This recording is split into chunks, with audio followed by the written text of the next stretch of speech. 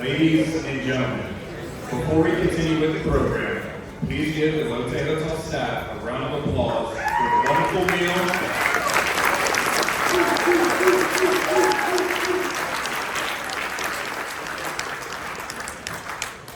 And service they have provided us this evening. It is now time to introduce the class mentor and guest speaker for class 26 Charlie, Senior Master Sergeant William Collins. Let's go!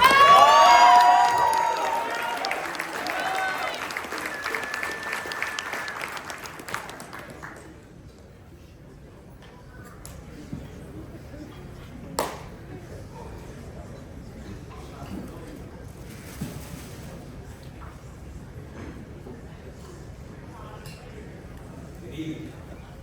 It's truly an honor to be here tonight celebrating Class 26 Charlie. I'd like to thank Colonel Mendoza, Command Chief Swistak, commanders, SEOs, shirts, flight leaders, our ALS cadre, and all the family members and friends who came out tonight to celebrate Class 26 Charlie. Your support is what makes nights like this possible.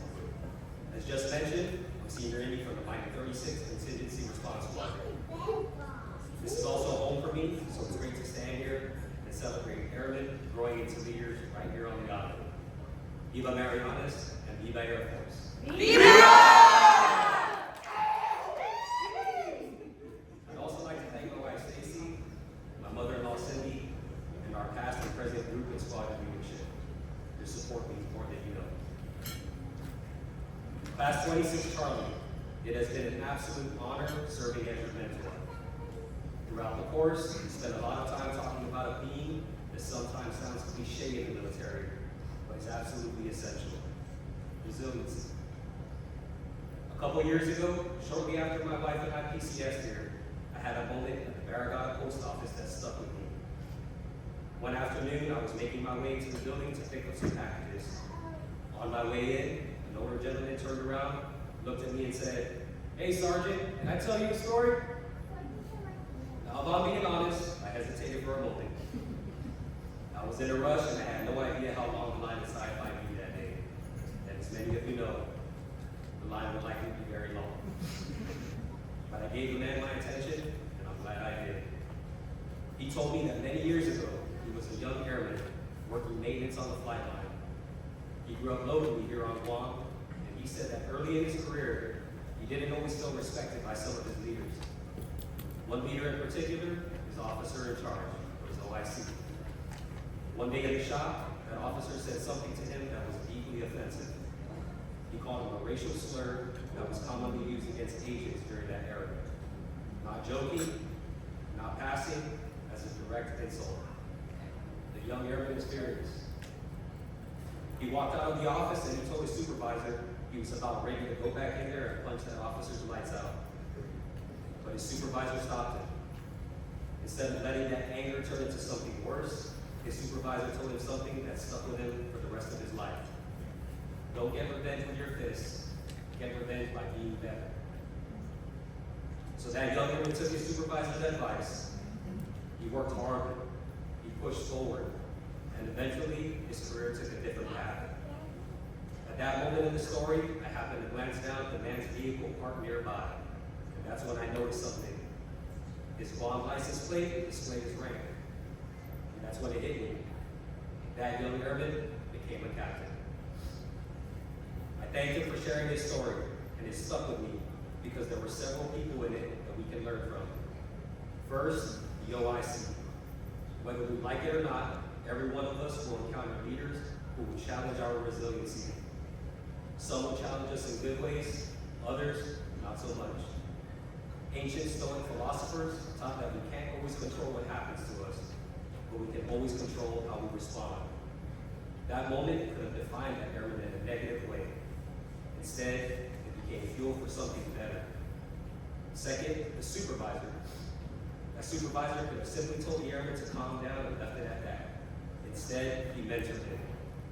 He took that anger and he redirected it toward growth.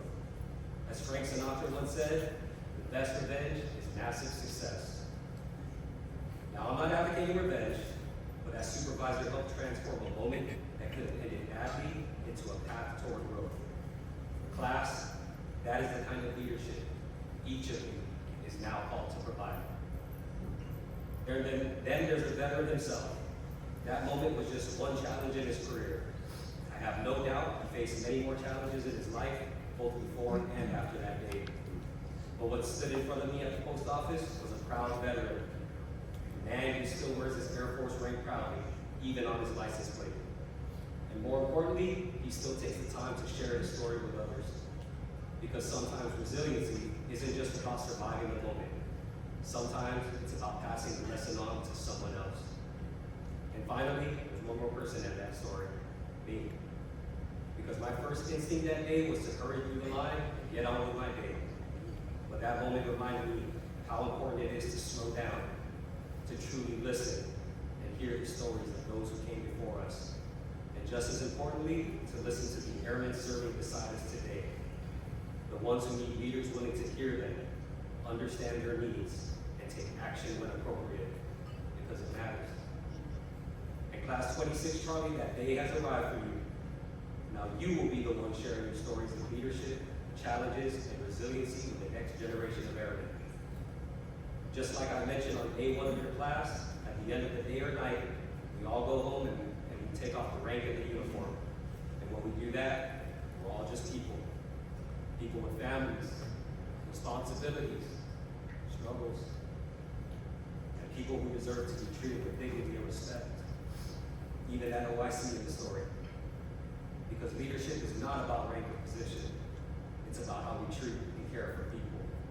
So as you graduate from ALS tonight and step into the responsibility of being an NCO, remember this. Resiliency isn't just about pushing through hard times. It's about learning from them, growing from them, and helping your airmen do the same. Because somewhere down the road, one of your airmen may face a moment just like that young maintainer did. The kind of leader you choose to be will matter. Class 26, Charlie, thank you for allowing me the privilege to hustle alongside you during this course. I'll always be grateful for the conversations we had, how you made me think differently, and letting me add an amazing moment to my Air Force career and life. I'm proud of every one of you. And before I step away, I want to share one last moment with our class. Class 26, Charlie! Fly with me!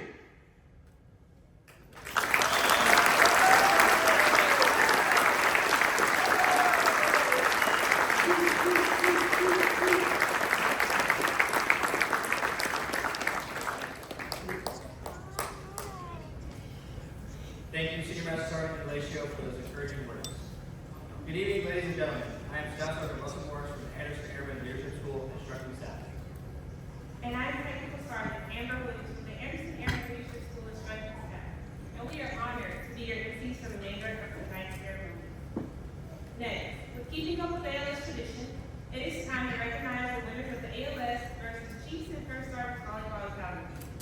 With Senior Airman Ah and Senior Master Sergeant Jones, please come forward for the presentation of the trophy.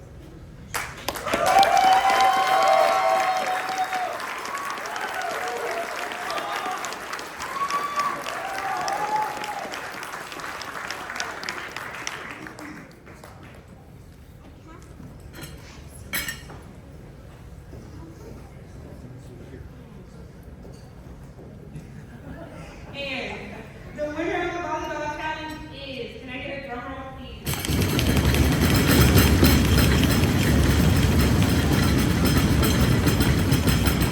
The Chief and the First Sergeant.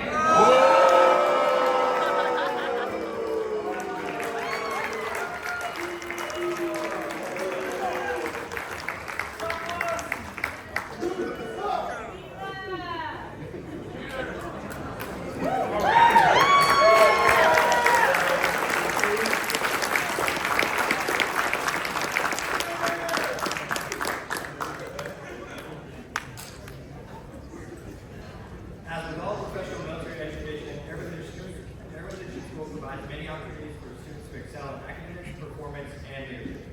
At this time, we will present awards to the students who distinguish themselves through individual accomplishments while attending the Andersen Airman Leadership School. Our first presentation is the Commandant Leadership Award. Master Sergeant Charles Nez will present this award.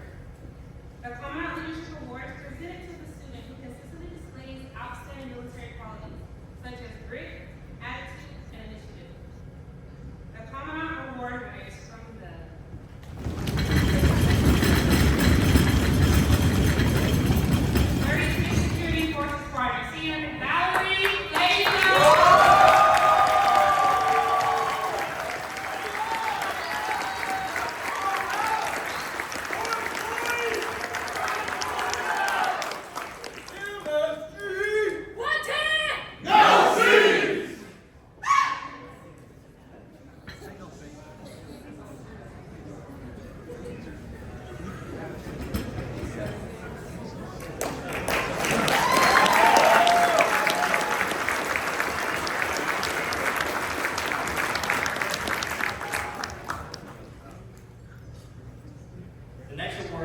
Academic Achievement Award and will be presented by Technical Sergeant Amber Williams.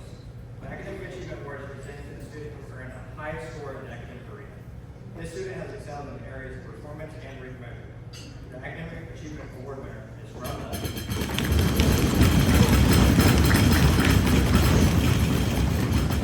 36th Civil Engineer Squadron, Senior Airman Andrew Renfrow.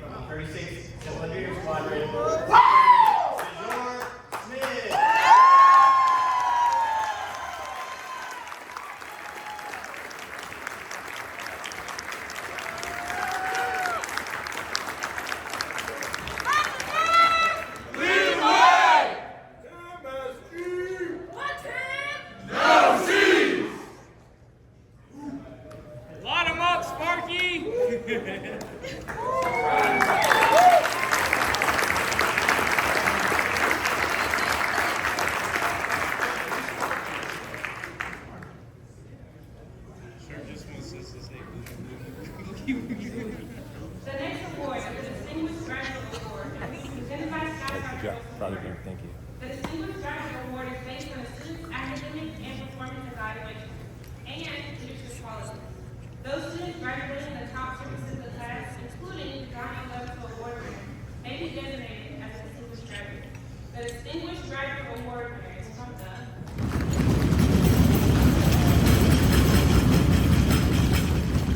36th Civil Engineer Squadron, Senior Andrew Renfrow.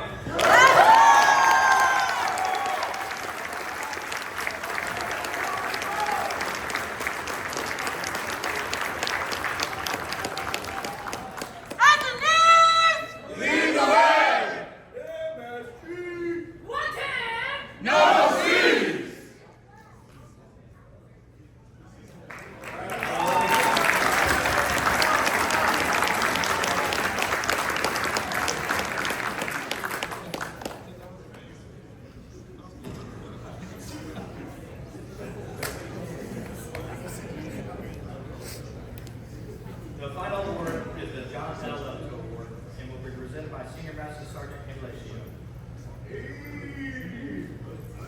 This is the highest award in all levels of enlisted professional military occupation. Tonight's John L. Award winner is from the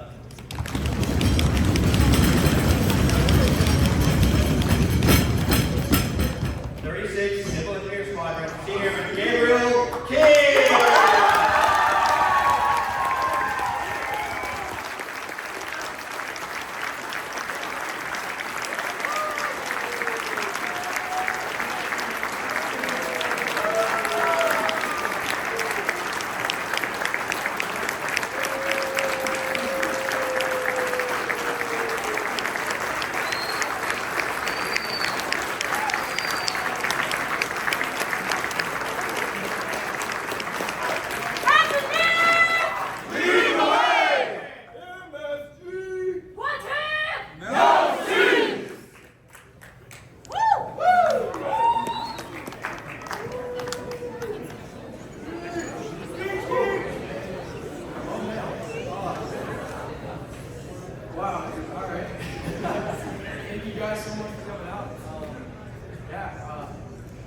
I'll start with the class, and I'm so grateful to you guys, honestly.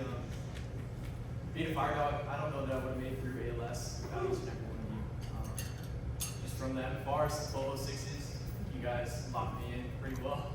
I'm not too privy to paperwork, it's kind of us fire dogs for the team, so I think you guys helped me out a lot. And I really appreciate you guys. And I love you guys. Thank you so much. To my wife, Caitlin. Whew, kept me together these last 4 or 5 weeks. So, man, yeah. Thank you guys so much. And to my mom and dad, I'm not sure if you guys are out there watching me on the camera, but thank you guys as well. Thank you everyone for coming out tonight. Very appreciative. So, thank you guys.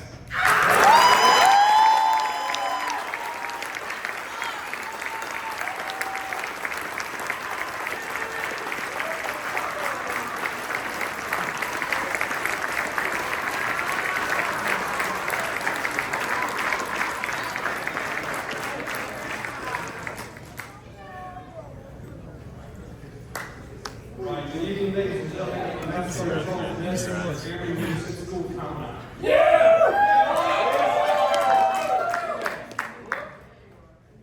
I want to start off by just saying this class highly motivated out of the gate. When we do our first PT session, we usually run them through the ringer. Because most of the time during the first PT session, low energy, low motivation. So we usually stop them, put them on the face, push-ups, sit-ups, exercises. They actually came out motivated, so kind of threw us off a little bit. We still put them on the face, we still made them do exercises, but we said let's get a little bit more. And ever since then, their energy has just been high. The only low point was week 3. For whatever reason, that Monday, they came in, I don't know if it was like a weekend slump, Jody calls were off, they weren't loud, we ended up running, doing exercises. We did about 3 miles in total on top of a whole bunch of exercises. And on the way back, I was like, if y'all don't get us together, we're going to do suicides. They didn't get us together. So we did suicides on top of that. But after that, really outside of that one day, just high energy the entire time. So 26 Charlie, I really appreciate y'all. Y'all really came together as a team. And we'll just keep that going forward. Airman's Run. So if y'all didn't make it out to that, we had over 440 people show up to the Airman's Run this class. So those of you, thank you. Appreciate y'all a lot. Big hands. The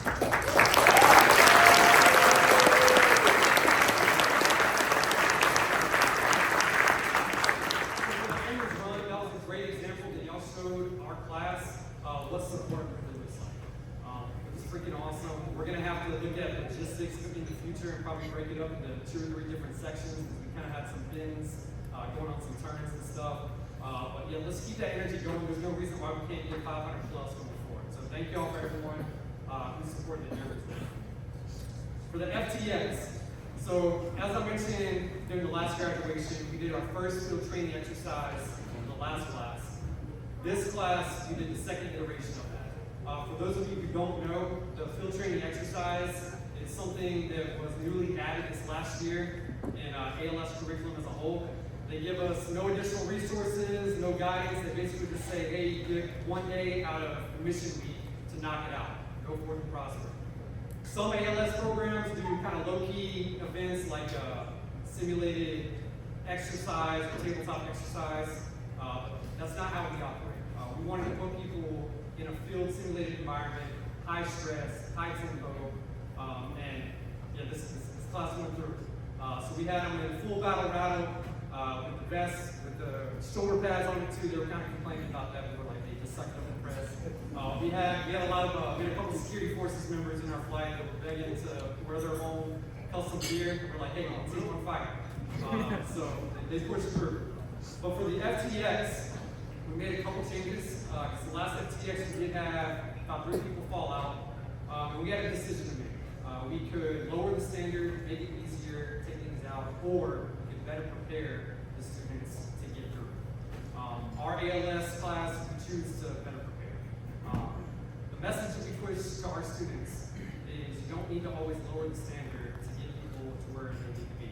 Sometimes it's just about better preparation. So we push this class a little more than we did the last class, maybe a couple little extra PT sessions. In the future, we're looking at doing potential rucks as well, just to get them ready, or physically ready for the FTX.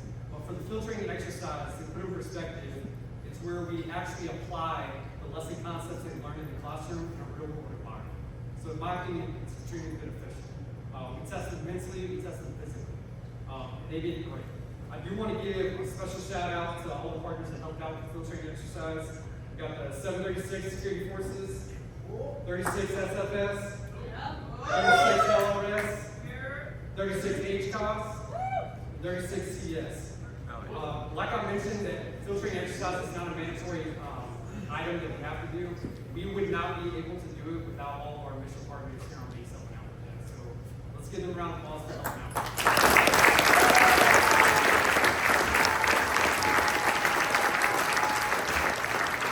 And a special shout out to the two instructors, Tech Sergeant Chicarilla and Tech Sergeant Sermon. Our students, yeah, give it up.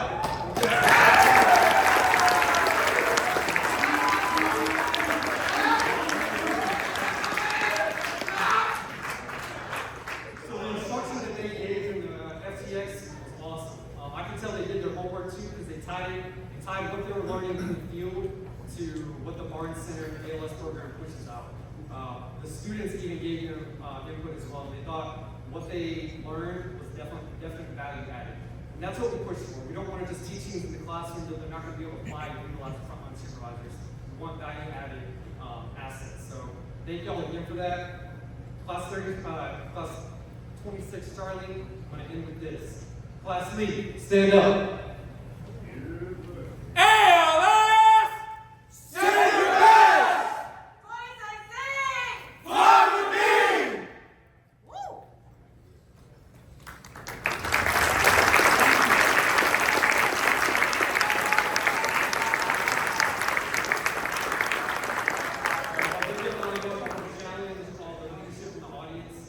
Use these frontline supervisors to their full capacity. They've learned a lot during ALS. Don't be afraid to put them in situations that make them uncomfortable. We tested them a lot. We put them in leadership roles that they haven't been in before. So definitely challenge them to put them, keep pushing forward in that direction. Colonel Mendoza, Chief Swiss Staff, would you please come forward to present the diplomas? And at this time, due to the limited room, we ask that all Chief Master Sergeants form a receiving line directly outside the main doors for the graduates of each.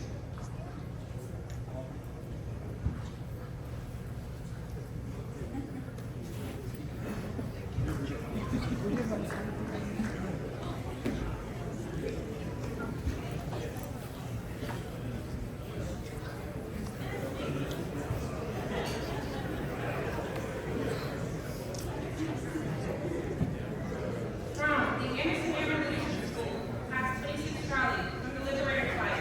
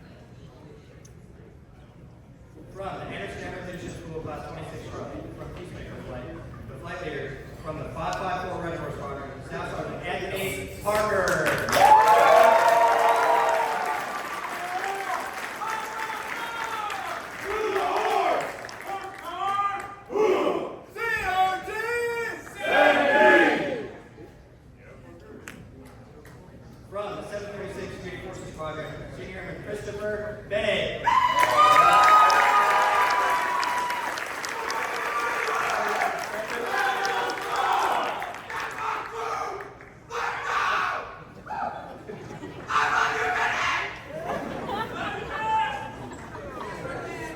From the 734th Air Mobility Squadron, Senior Airman Simon Byrd.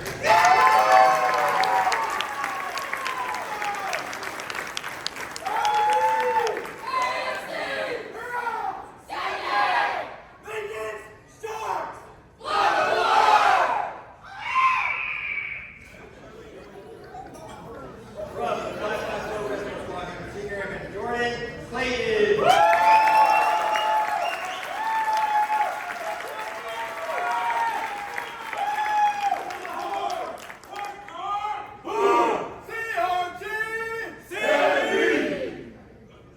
From the 36th Security Forces Squadron, Senior Airman William Collins,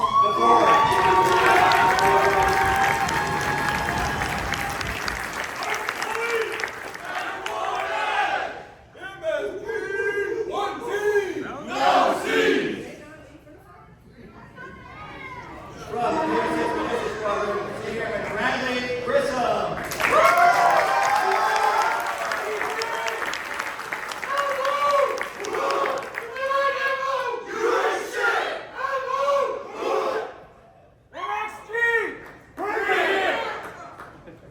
From the 36th Civil Engineer Squadron, Senior Airman Gabriel King.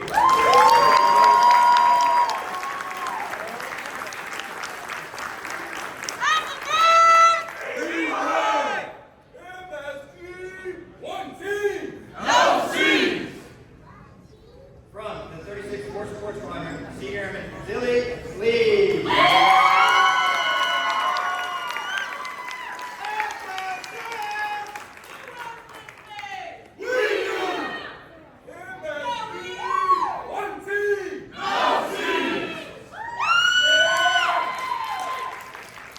From the 36th Ranger Squadron, Senior Airman SrA Martin.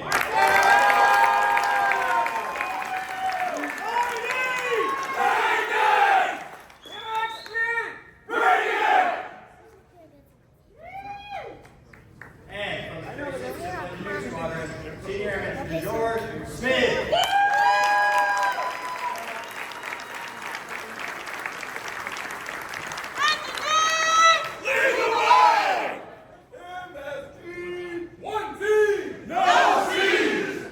It's electric. Ladies and gentlemen, I present to you Team Andersen's latest candy graduate. Congratulations on reaching a milestone in your career.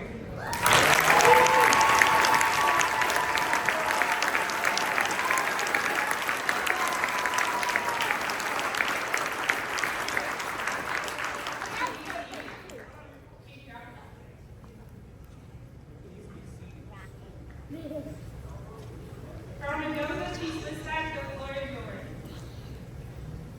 Sir, I don't know about you, but I am scared for our adversaries. Because we just unleashed 21 highly trained, motivated, that's right, ready to get after it supervisors on our Air Force.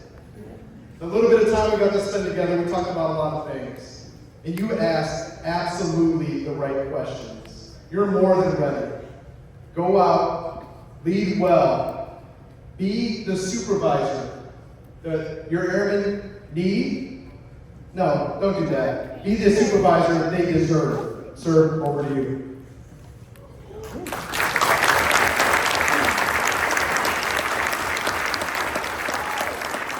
Chief, absolutely well said. Team, ladies and gentlemen, I'm going to be very brief and short. 3 thank yous. First thank you to the most important people in this room, to the families. It is absolutely incredible to see you bring your spouses, your family members, your kids. This is a family, right? We do this together. There's no greater calling in this world than to raise your right hand and make that commitment, that sacrifice to defend something that's greater than you. None of that happens without our family, without our kids, without our moms, dads. To all the families there, thank you. Thank you for what you do, and thank you for allowing us and your incredible airmen to serve. Second, thank you. Cadre, to our Commandant, come on out, Amber. Let's give him a round of applause.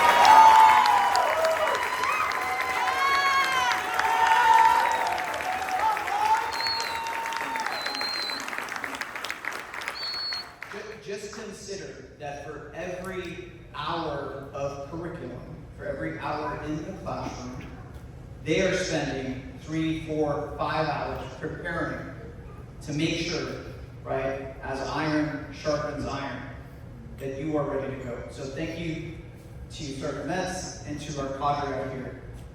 Third thank you, last thank you, to the graduates of ALS. Thank you for what you do.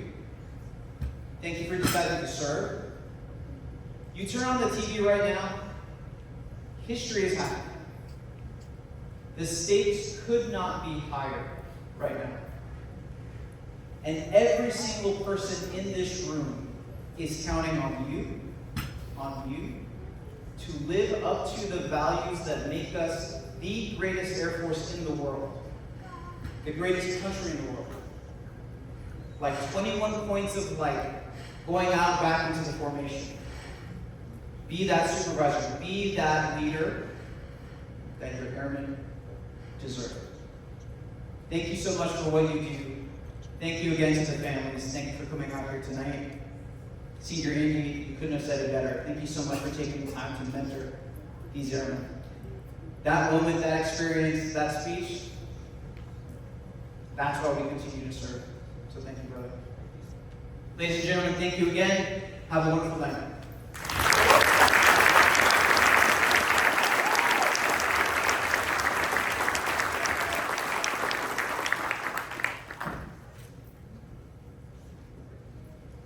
Thank you, Colonel Mendoza and Chief Swistak. Staff Sergeant Parker, prepare the graduates.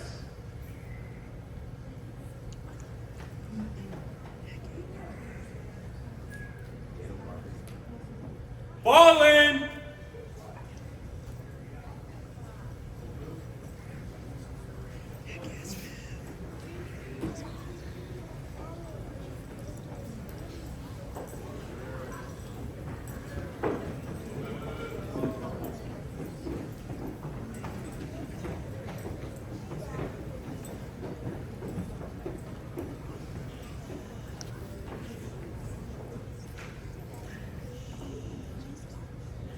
The graduates will lead us in the singing of the Air Force song. Ladies and gentlemen, please stand.